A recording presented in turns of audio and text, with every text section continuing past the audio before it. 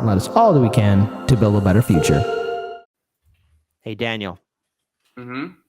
A long time ago, this was at the old studio at Kimball and Lawrence. Mm-hmm. We played a video, and this was when Case Study QB was actually just getting started too.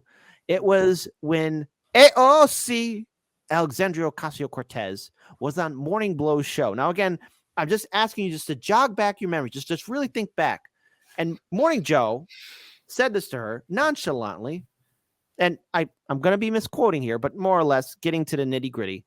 Hey, we thought you guys in the squad were going to be a little bit more antagonistic, but you guys are more or less playing ball here. And what does AOC say? Thanks.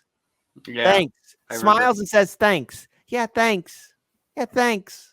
Thanks.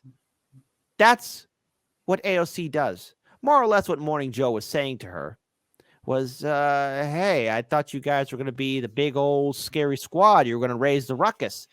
Now, why am I talking about this? Well, yesterday we saw firsthand, not once, not twice, but 3 times, Kevin McCarthy was denied by his own party, 20 Republicans, originally starting off as 9, then to 19.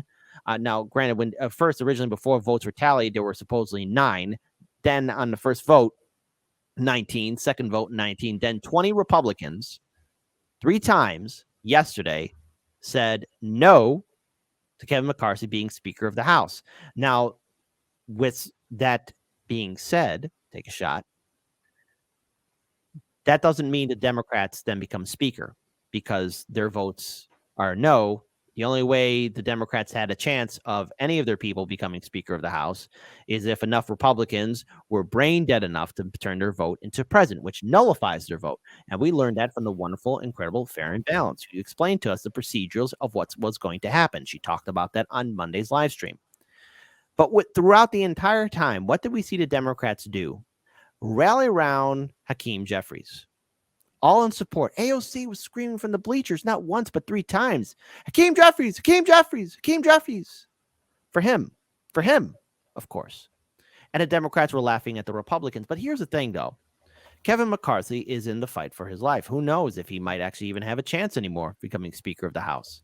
But Kit, I've been told by Cenk Uygur and Sam Cedar and David Pakman that if you do anything, he'll gain power. So we should just not do anything, not fight for anything, not try to force the vote. We should just sit down, shut up, and let the process run itself, because the worst case scenario is the inevitable that Democrats will somehow vote for. Oh, wait, no, that's never how it's happened, never how it worked out, never how the process worked, and it's not reality. And I made a mistake, and I want to rectify this too. I apologize for saying 3 times. Correction, it is now 6 times as the House adjourned again today as McCarthy loses the 6th ballot. I was told by people like Cenk Uygur that the majority of votes are irrelevant. It's just whoever has the plurality of votes that. Oh, you're saying that they were wrong, and that the time that they put their foot down on this issue was to stop a progressive cause from moving forward. That now it turns out had actually nearly no chance of succeeding anyway, even if it was to happen, even if some Democrats were going to vote, because Republicans were going to vote against anyway. That blows my mind. So it sounds like you're saying that all of these people, all this time, just stuck it to progressive issues for a reason that didn't exist. And the thing is, the squad, in theory, could have done the same thing that we're seeing the Freedom Caucus do. And again, I apologize for saying 3 times. The correction is now 6 times. Now, again, as said before, here's the fact. Just because those Republicans voted no does not mean the Democrats become Speaker of the House. The only way that happens is if enough Republicans cancel their majority right now in the House by voting present. But that is suicidal. No Republican or Democrat will do that because the Republicans got a majority in the House. They're not going to give up their speakership because of stupidity. I mean, they got to be a special kind of stupid to do that. But with this happening before us, all of this that is being presented before us, Kevin McCarthy is struggling with the Freedom Caucus. And what does mainstream media say, especially BSDNC? I mean, MSNBC.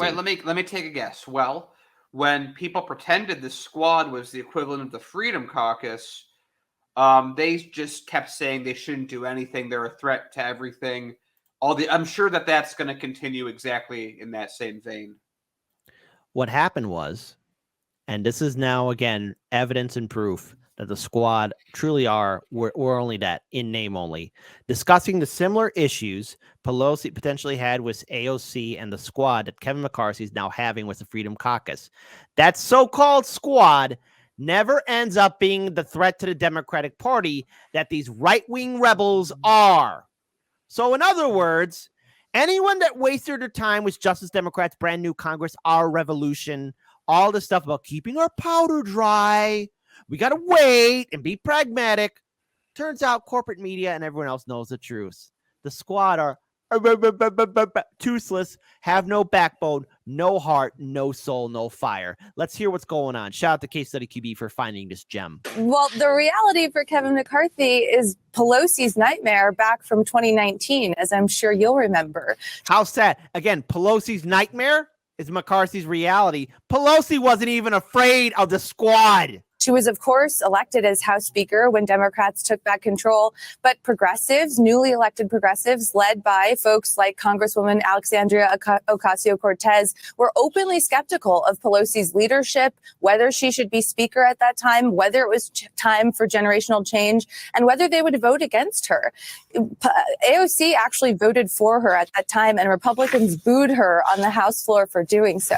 But all of this sort of shows that while Pelosi was elected Speaker at a time of these sort of left-wing rebels, that so-called squad never ended up being the threat to the Democratic Party that these right-wing rebels are ending up being to McCarthy and the larger Republican Party. And we're seeing that play out in real time yesterday with this Speaker fight. And we're going to see this continue as they try to govern through the 118th Congress.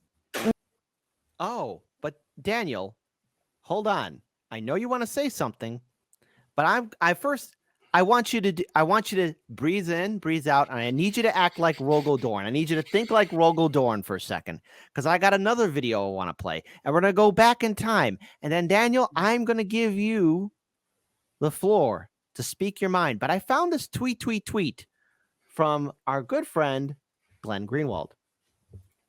And he found, again, award-winning journalist, Glenn Greenwald. Take that, Anna Banana. When I interviewed AOC in 2018 during her primary run, I asked her if Pelosi and Hoyer should continue in leadership. She emphatically told me no. Don't believe me? Don't believe Glenn? Here's AOC's own words from 2018.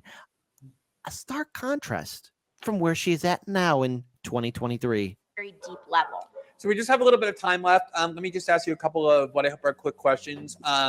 Your opponent, Congressman Crowley, has been pretty upfront about his hopes to replace Nancy Pelosi and Steny Hoyer in the Democratic top wing of the Democratic leadership once they retire, or maybe even before that. For as long as I can remember, the Democratic Party in the House has been led by Nancy Pelosi and Steny Hoyer. So if you are elected, will you agitate for different leaders leading the Democratic Party in the House caucus, or do you think that Pelosi and Hoyer should continue to be in those leadership positions? No, I think that we need new leadership. I think the idea that we should have the same leadership for more than one generation is probably a mistake in American politics in general. When I think about my opponent trying to take Nancy Pelosi's seat, it's like, why? Like, what has he done? And I think that what we need to really look at and value, it goes back down to the idea of valuing fundraising and equating fundraising with leadership. And they're not the same thing. I think that we really need to start kind of changing our standards for leadership and what we define and what we respect as a party. And it's not to say that it's not to speak to Pelosi's leadership, but it's to say, what company oftentimes has the same CEO for 20 years, or, it's very rare that happens.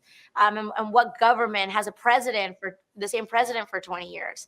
And the idea that the third most powerful seat in the country should just be rotated in and out by the same two people for generations, I think is a mistake in our government. Government is. All right. Powerful words. Rogel Dorn. Daniel, the floor is yours. So first of all, I love all the the weasel words, like a probably, we should do this. There's no look. Here's the thing that gets me, and we talk about this on the show, and a lot of people that watch the show for the first time don't really get. They go, "Why are you guys? You guys are on the left. Why are you guys always talking about Democrats and how much you dislike them?" And again, it's the same reason it's always been. It's the Republicans are known. Like, surprise, they're exactly what they always say they're going to be. I don't have to convince Democrats that Republicans are an issue. I have to convince Democrats that Democrats are an issue. Hell, I've talked to Republicans who openly agree that Republicans are an issue. It's really just Democrats that really think that they're the best since sliced bread. So here you have AOC gets elected, connected to the Bernie bandwagon, gets in power, says we're going to do all these things, tricks people like me with those words. We have a little bit of hope at that point. Of course, useless. She goes in there, she sits on Nancy's desk, which I was excited by. That was more than most did. And then what happened? And she was showing, like, for example, that people or that corporations were openly advertising to new members of Congress. And then it just stopped. She got in and she went, wow, I'm making a really good wage, get the best healthcare money could buy. And I have a lot of power. I have a lot of followers. And if I play my cards right, maybe in 30 years, I can be the next speaker. At the same time, pretending to still have the same message. The squad, the fact that everyone calls them the squad, even though it's Nancy Pelosi that gave them that moniker as a joke to the individuals that couldn't work together. AOC is no different than anyone else up there. She's just younger, but she does everything in the same way. They say step left, she steps left. They say step right, she steps right. They say move back, she moves back. They say tell all of your opponents that disagree with you and the fact that you completely changed your campaign promises that they're violent bigots who just want to date you. That's not egotistical. That's not narcissistic. That's not ignoring your constituency. That's not ignoring the promises you made. That's being a Democrat. So when we go after Democrats, it's because people believe them. People believe in what they can do. And they're wrong. They don't do anything. In fact, they usually help the Republicans when the time comes. They cannot wait to give up to the Republicans. And, you know, for I don't know, like, for example, Force the Vote coming into play. And we said, hey, here's an example that other groups have put in place. We're going to try and use our audiences to bring that message forth. And Jake Uger was on board with it until, you know, something happened. And then all of a sudden he wasn't. A ring, ring, ring phone call. Yeah, hey, buddy, you're not in charge of TYT anymore. You got to do what we say. And then everyone else followed suit. All that showed me was the train of incompetence. Agreed. Top leadership. No, first, the donor class decide what's going to happen. Top leadership, make sure everyone follows suit. AOC pretends to fight against it. Well, in fact, she does exactly what they're asking, and then becomes the smoke screen by which everyone that realizes what's happening. Well, if you go against AOC, then then you're just insert diminishing title here that makes people that agree with you or them not want to listen to you as much rather than talking about the whole argument. AOC is just another conservative Democrat that we spend a little too much time talking about because other people spend too much time talking about.